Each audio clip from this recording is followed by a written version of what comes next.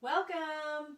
Hey guys, imagine if you could stay motivated every single day. Imagine what that would feel like. What would that look like? So today we're going to be sharing with you some tools and things to break down for you to be able to not just imagine what it's like to be motivated every day, but be motivated every day and feel like you've been productive every day. So we've talked about this before, but we know repetition is key to remembering our product and process goals.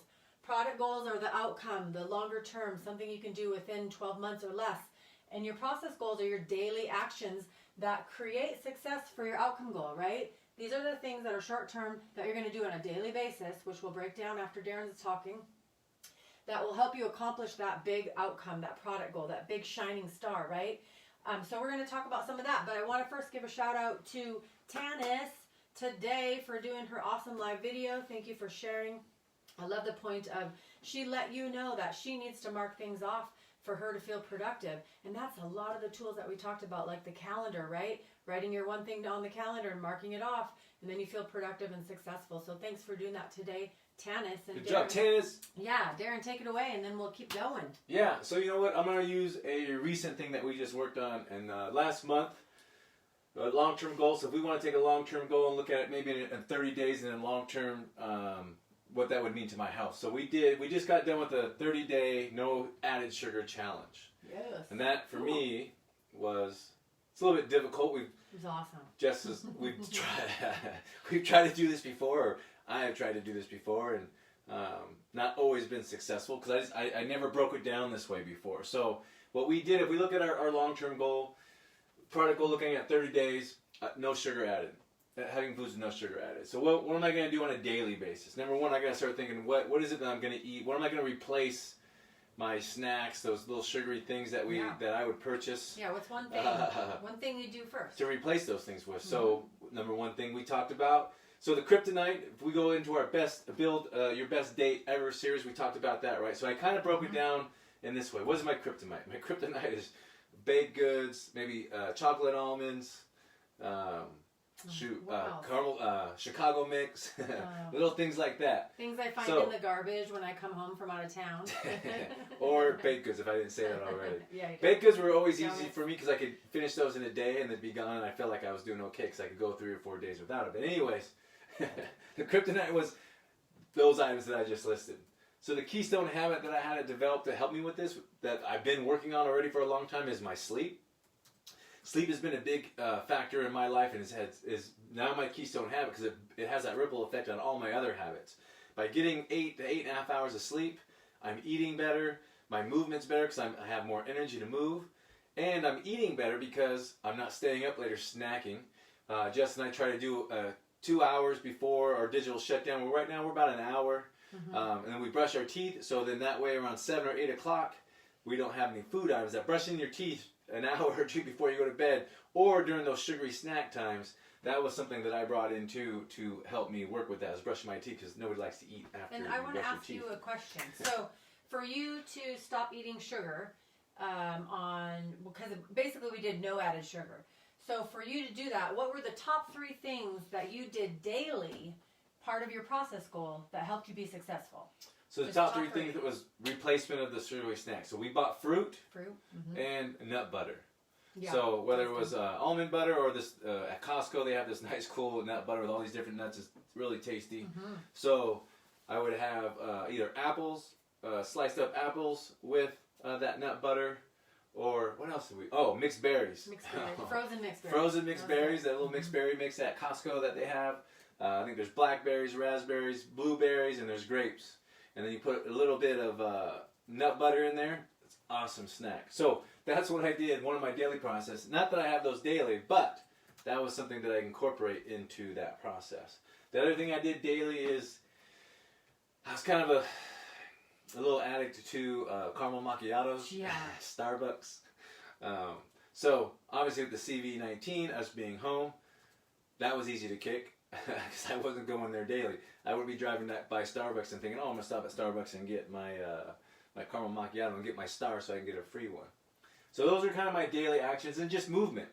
doing more exercise, keeping myself going down this path of trying to be fit and see how can I be the best version of me. And actually, I would say during the CV19, I've been losing weight. I'm probably the leanest I've been in a long time. So which is showing up his muscles. I just got outside doing working, so I don't want to really change. I was all hot. So anyways, so those are the 3 things I did. And start working on my AM and PM rituals. I'm still working on that right now. It's not super consistent. Journaling was another thing I forgot to mention that I added to my daily plan, because I got to journal about how what did I do to replace foods, or how did I feel if I had that urge to want to eat some type of sweet. What did I do to replace that? And right now, again, it's easy because we don't have those foods in the house. And with the CV19, I didn't feel comfortable just running to the store to fill that void that I needed. So yeah, and that proved the point of, if it's in your home, you're going to eat it, right? So if we didn't have access to it, we were so much more successful, because, like you said, we were going to go stop by the store every time on the way home, because that wasn't something that we were comfortable with. So that taught me a lesson. You see, something good comes out of something bad, but it taught me a lesson that don't do those daily trips to the store. They're doing no justice for either one of us. And you know what else I realized I need to stop doing too is showing my love to my husband by giving him sugary sweets. I didn't mind that. I would give him a hard time at the same time as I would be like, you shouldn't be eating that, and then I'd come home with a nice little brownie and be like, I love you. And that is not a way to show love, FYI. Which I love that, but then it came in my mind, oh, she's giving me these treats, so she can't always get mad at me when I go to get them on my own. Right. Sorry, I just had to share that. So anyway, that's all those things. The floors and ceilings on some of that stuff. I didn't really lay down any floors or ceilings in that area. As far as the fact is just not to have it. No added sugar. So we look at the ingredients, whatever we did purchase. I think the first week I got a little upset because we were at Costco. Remember that when I wanted to get those keto? Oh gosh, he wanted to get keto ice cream bars. This is like week one. Week one into our no sugar. No added sugar into that. And I said, okay, so the whole goal here is to create a mindset that you're not feeding yourself and creating those same actions to have treats like that. And it is a healthier version, yes. At the same time, is your mind thinks you're having ice cream. So this is like a Whole30 rule. If you've ever done Whole30 before, is you're not allowed to. You can have certain items, ingredients separately, but if you try to combine those ingredients to make a cookie or that is not recommended, because your mind is always going to know that you are trying to supplement that treat with another so-called treat, where fruit was something that we went to and that was super successful for us. So I love that example is because you can't, that when you're trying to meet a goal, especially with health, is just because it's a gluten-free cookie doesn't mean it's okay to eat that cookie when you're trying not to eat cookies at all. That's my point. Yeah, and that's the thing. And so I was upset. I was like, man, I was like, come on, this is BS. But so, and I think she kind of said, whatever, if you want to get it. And so, I let him make the decision. So I had it in the cart. And then, of course, she's in my head and thinking, I'm like, God damn it. So I had to stop. I went and put them back, and then which was awesome. Because that's what I said. Okay, we got to focus on some other snacks then, so I can replace that right now. That's right. But it's been great because we've been continuing it. I think we've only had 1-2 days here and there that we had a little bit of sugar after that 30-day challenge, which was actually food that you made, but you just kind of substituted. I made banana bread that had like a little topping on it. All homemade, all from scratch. Yeah. But at the same time, I am not craving sugar. I'm not craving sugar at all. I don't need to continue adding sugar to our recipes and our life. We lived, right? That's the thing, is we totally lived and we were okay. And we didn't, for that specifically, because I am an all or nothing person, we didn't put any ceilings and floors in that goal of not adding any sugar, because we knew that any little bit of extra sugar would be a gateway for us, and we would just, because that was our biggest issue. At the end of the day, we'd get done with working, and we'd sit down, and then we would, we'd give gifts to ourselves of sugary food items, and I felt horrible every time. Your sleep was impacted too for that. So keeping that in mind, that these floors and ceilings for sure are amazing when you're starting something out and you want to meditate and you want to just do one breath, or you're going to do 5 minutes, and that's your ceiling and that's your floor. So. Yeah, and that's an example, right? This is the ceilings and floor is just a tool, and for me, that tool did not fit in here. None of these parts needed that tool, so the tool was no. The tool is none yet. So yeah. So as far as the point, so we're going to switch the camera over to the other side as soon as Darren's done. I'm done. He's done. Okay. And so the goal here is we're going to go through product and process goals. And we've got a great example. And we want you to share your goals too. The domains that are important to you, your product overarching goal that is more of a long term, up to 12 months or less, and then your process goals that you're committing to do for each one of those domains every day. 3 of them, right? So we're going to see that in just a second. The other part that I want to make sure that we remind everyone is that you are 9 times more likely to meet your goal and be successful if you write it down. That's a huge, huge, huge part. Just write it down. Journal about it. Process it. Figure out why is it important to you. We have so many tools for you to figure out if the goal is attainable. We just talked about the motivation equation. Is that something that's even important to you? Is it attainable? Is it too far out? There's so many tools for you guys. So we're going to flip around. Darren's going to grab the laptop so we can monitor your comments. So we're going to do that real quick. I will say the one thing after the 30 days of the sugar, again, I was a big sugar fiend. I'd say I'm still craving it a little bit. I think about a donut or something. Or I drove by Starbucks today because I had to go to Home Depot. And caramel macchiato would be pretty tasty. But I was like, no, man, I don't need it. It's like before, boom, I would have pulled in. Now it's like I'm processing. I'm thinking that I put that gap right between that stimulus and reacting to that that action or the thought in my mind. And I've been able to have a response to that. Yeah. So I put that gap between that. So that's the one thing I think I've noticed with that eliminating sugar, that I think had that sugar been there, boom, I would have probably stopped and got a donut. I probably might have stopped and got a coffee. Yeah. So a caramel macchiato. If I'm not around, there's always a chance. So we will incorporate some of this to the other side. We're going to flip a Ruski here so that you can see this other awesome whiteboard. All right, so when I said imagine if you could be motivated every day, right? Imagine that feeling. Imagine how awesome that would be. Can you just double check to make sure that gives us space to stand by it? So here is the super awesome tool that you can utilize to decide if or to focus on your daily goals and your outcome goals, right? So product outcome goals, those are the long term. Those are the things that are out there almost 12 months or less. That's okay if they're less too. A lot of ours are less. So I'm going to talk about what the tool is to be able to accomplish this. So think about 3 domains in your life. It could be anything. It doesn't have to be energy, work, love. It could be anything. It could be health, which I put health. It could be love. It could be love. It could be energy. It could be meditation. It could be vitality. It could be family. It could be your pets.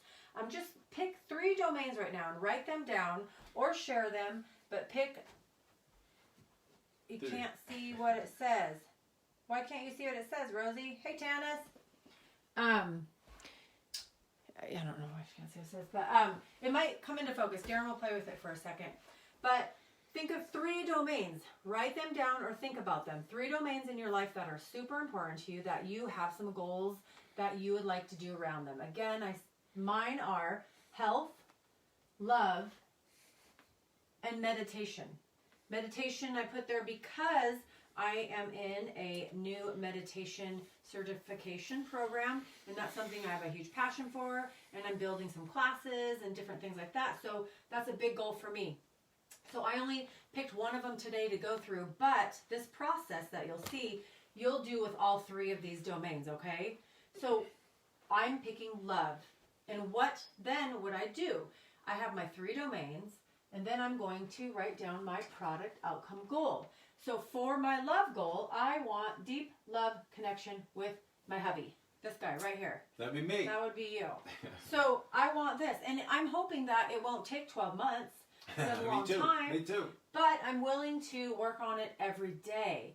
So from that overarching product goal, I'm going to go down to my process goal, which are my short-term daily actions that I'm going to do regarding this one goal, right? So I picked 3 action items I'm willing to do on a daily basis, right? First one, time block, connection time with Darren, right?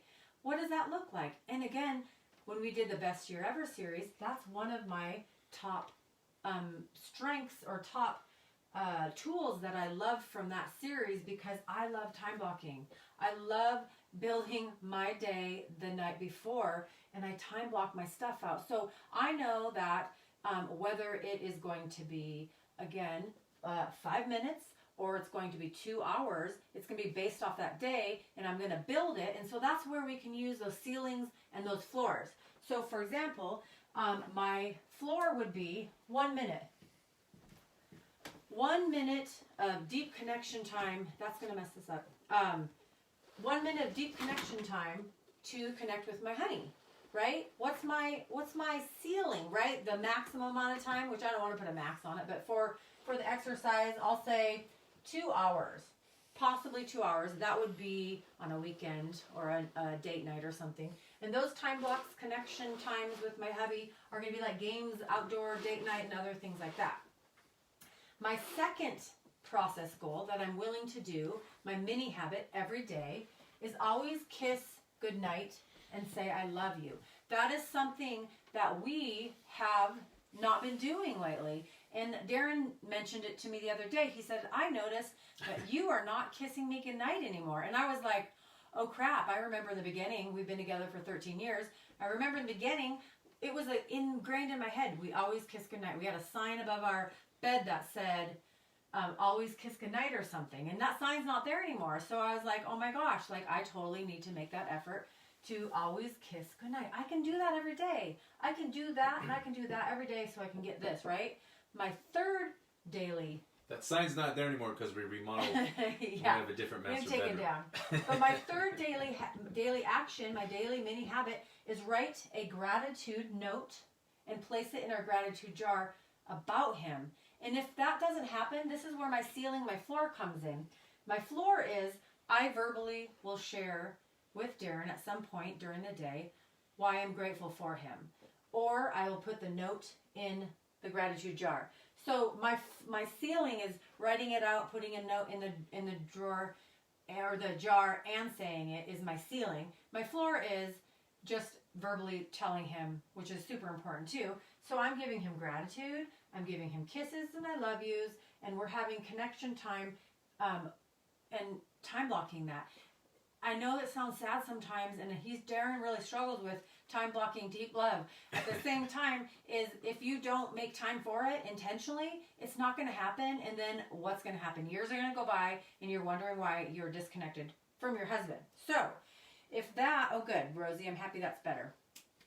So, I would love to know what are just 3 areas in your life, please write it in the comments, or just 3 areas in your life that you have some goals that you would like to work on. And we don't have to go through everything today. I do have this really awesome form that I did create, threw together, that you can literally, I don't know if it's showing, but you can literally bring it closer. Put down your domains. You can then share a goal in each domain, and then you write your domains here, and then you write your 3 daily habits that you're going to do every day for each one of your domain goals, which is super awesome. So if you want this, I will definitely send it out to you. I morphed it a little bit since I printed it out because it needed to have more space for writing, and I wanted to share with you what product and process goals are. So if that's something you want, I'd be more than happy to email that to you. Just send me a private message or put it in the comments. I'm going to say we're a good 2 minutes behind where this okay, that is. Yeah. Just so you know. So the hard part about looking at your comments on the laptop is that the phone live and the laptop live is always so delayed. So I'm looking for answers down here, and you're not getting them quite yet. So that's why I'm going to repeat some of the stuff. So write in the comments right now, if you can, any of your 3 domains. If you just write down one of them, that's awesome. But just share something broadly that you want to work on. And today I had a really awesome watching Susan Taylor. She was having some really great conversations, and she so reminded me of this stuff we're talking about today, about having a big goal and then deciding what actions it takes by working backwards and writing down what it takes to get that done. Kind of like outcome in mind and then going backwards from that, which was such a cool concept. But so what I want to share with you is that all of these things, when we did our Build Our Best Year Ever series, all of these things that I'm deciding that I'm going to do on a daily basis so that I can have a deeper, loving connection with my husband are things that we talked about. Darren talked about kryptonite and your keystone habits. That all plays into this. What am I willing to do? What are my floors? What are my ceilings? What are my bookends? What am I doing in the morning? I will do this at night. This is part of my bookend now, my PM bookend. I'm writing a gratitude. I'm more than likely going to do that at the PM bookend also at the end of the day and share with him what I'm grateful for. And then the connection time, I work during the day, he works during the day.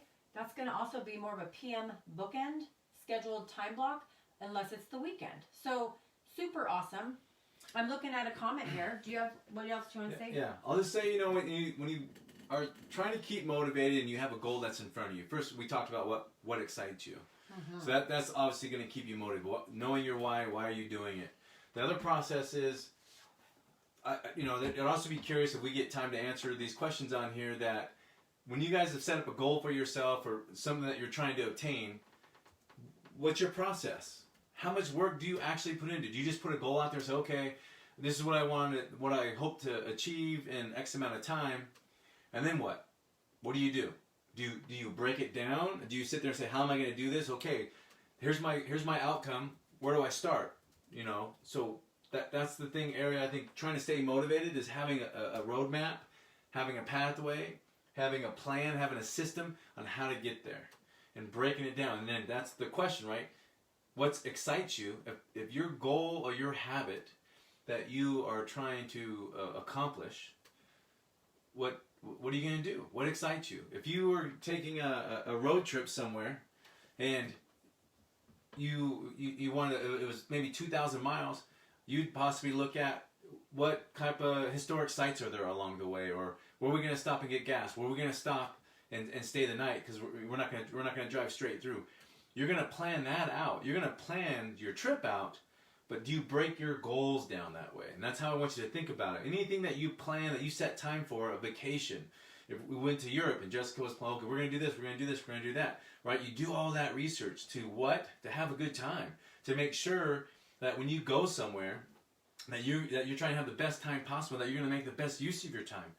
Why don't we do that with our goals? Mm-hmm. Do we take the time to break our goals down for us? Yeah. Or do we just think, oh, I got a goal, and then I just got to remind myself, I just want to work out, or I want to do this, or I want to do that. How does that work? And then when you hit an obstacle, that's what happens. It trips you up, and then you just never get going again. Yeah. So it's breaking it down, having a plan, having a goal. These are all things you know. These are tools that you probably think about. It's like, oh, you might use them in different ways, right? I just brought an example. Mm-hmm. If you go on a trip, take that tool, try using that tool for one of your goals. Yeah. And that's like, I love that, because you can't just say, I'm going to do this and not have your whys, your whats, your who's, your wins. You know, you got to do your 5 whys with that, right?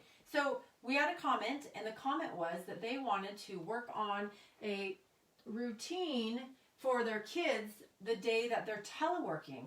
And so one of your domains would maybe be family, right? Or teleworking could be one of your domains. So I'll send this to you and you can work through this process, but say that your domain is teleworking, and then your product outcome goal would be potentially routine for kids while I'm teleworking, right? And that could morph through time, right? Things figure out what works, what doesn't. So your process goals, then possibly for that product goal could be then 3 things that you're willing to commit to daily on those days that you're teleworking. So it would maybe just be on that telework day, or maybe the day before as you're planning your day before, right? Getting all those tools and everything ready so that you can have a successful day while you're home and your kids are home and you're working, because you've got to focus, right? So what are some ideas? What are 3 things you would do on that telework day to ensure that you have a plan? So what would something be that you would think that would be helpful at a daily small mini habit that she could do to develop a routine for her kids? So I think first, right? Time blocking that out. What time do you start work? What time are you going to end work? Coming up with that plan and think, okay, when am I going to take a break? Is there going to be interaction time with the kids on your break time? So I would think first of looking at from the time you start to the time you end your day, what do you want to happen? What times do you have in the middle of those of that work hour, those work hours? What time do you have to take a break that you might interact with the kids? So then the kids at least know that, hey, mom's got to work for 2 hours, but in 2 hours we are going to sit down and play a game or have breakfast or something like that. That'd be one process. Cool. Yeah, and there's always, I've heard of parents using timers, and so when that timer goes off, then it's family time. Utilizing that. Also with the time blocks, you can say, okay, we're going to do, I don't know how old the kids are, so I'm just going to throw out an example of an activity, but you can say this activity time is from this time to this time. Pretend as if you are the teacher, and the teacher has a very structured day. We do math at this time, we do arts and crafts at this time, we have recess time at this time. If you've got to build something like that, the day before, right? Let your kids know. Ask them, hey, what do we want on the agenda for tomorrow? Make it fun and playful. Yeah, get the kids involved. Yeah, get them involved so that you're not just dictating what they're going to do that day, because nobody, even kids, hate to be told what to do. Plus, if the kids have the choice, they're the ones that are selecting their activities. Yeah. They're going to be more engaged. So that would be something. And then another thing I would incorporate thinking about this, there's a lot of stuff to go through. Again, we're brainstorming right now, right? Yeah. So one thing to think about is if you're sitting down working, every 30 minutes, you're going to get up for at least 1 or 2 minutes and do some type of movement. So you can tell the kids, hey, every 30 minutes, I want you to remind me, we're going to go through, we're going to try something, we're going to move. We're going to get up, stand up, and stretch. Yeah. So get the kids involved with that. Yeah. And so she said that ages are 5 and 12. So those are definitely activity ages, especially 5 probably does a little, more drawing and coloring maybe than the 12-year-old, but it could be done. So just ideas. Think of something that you know is easy to do, and that's not going to take a ton of time, that you can plan the night before or that you can plan the day of.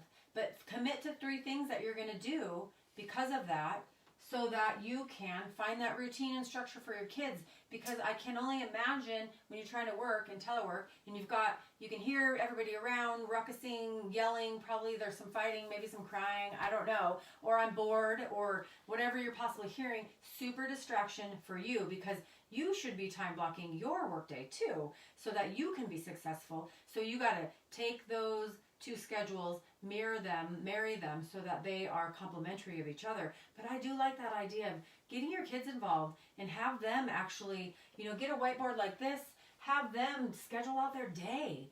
How fun is that? Then they get a plan, they can be part of the plan, then they get a little bit of control, and I think that's something that's important. But if I send you this sheet here and you want to fill it out and send it back to me, I will totally help you. Darren will totally help you with finessing that and finding what will work for you that's realistic, right? You want to rub it against reality so that you'll actually do it. And I did see the comment you want to do something similar for you and your hubby because you keep falling asleep on the couch. So that is your love, right? Your love, your connection. I would definitely highly recommend you doing one of these for that too. So one thing I'll add too in there is setting up what you want first that for that day. What is it? What's going to help you out the most? Setting that schedule up first. So first you do this for yourself, and then the second, once you identify some of the things that you need, then you create this process and you get the kids involved. the 5-year-old's going to learn from the 12-year-old. This is where you can have that good conversation with your 12-year-old saying, hey, you know, as we're getting older, school's going to be changing, you're going to be doing different. One of the things I'd really like to share with you is how to develop a good routine. Because think about what their routine is right now.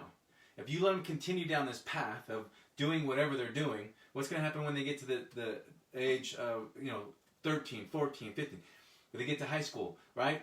They're going to continue these habits on. But if you can build great habits right now, the habits that you're learning, the habits that you're utilizing within your day to make you successful, why do we want to pass those along? We want to pass those along to our children.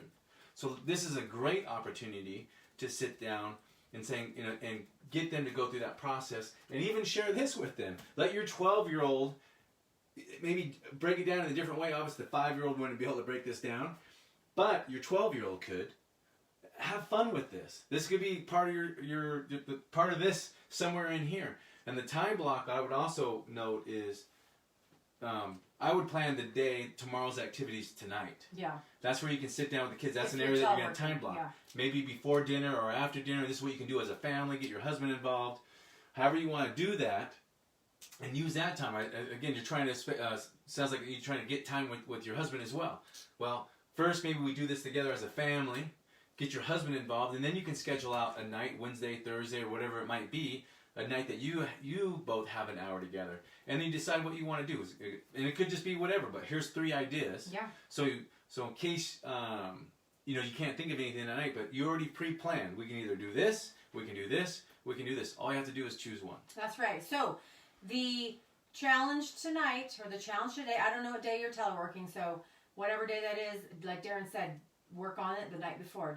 Don't wait until you wake up that morning, because chaos is going to happen and you're not going to have time to do it. Yeah. So the challenge for everybody is to utilize this process. Private message me. I will send you the form, and then I'm more than happy if you send it back to me. Then we'll work through some of these things. Definitely, I would love to see these. This is your action item. This is your take home. Please, if I don't have your email, PM me. And then we'll get that out to you. Anything else you want to add before we wrap and just up? As you're going through the AM and PM bookends, on the PM bookends, remember I think we talked about this, but PM actually comes twice, because your morning starts the night before. So whatever's going to start going on tomorrow, I got to start thinking about tonight. Mm-hmm. So I'm already thinking about what tonight's going to schedule, what's going to look like as I'm preparing for tomorrow. And then as I'm preparing for tomorrow, I also then have to think about my PM. So that's the part, working on that schedule to know what my evening routine is. Yes. So that's already figuring out my morning, knowing what my evening is, and then I got to prepare for my morning for the next day to set up my evening for the next day. So that's where it goes AM, it goes PM, AM to PM. All right. So as we wrap up, thank you so much for sticking around. I'm excited, and Darren's excited. We'll both work on this together. June 13th is going to be our next event on motivation. How do we keep staying motivated, right? That's something that we work on every single day. It's not something that we take advantage of or just pretend it's not there. 1:30, June 13th.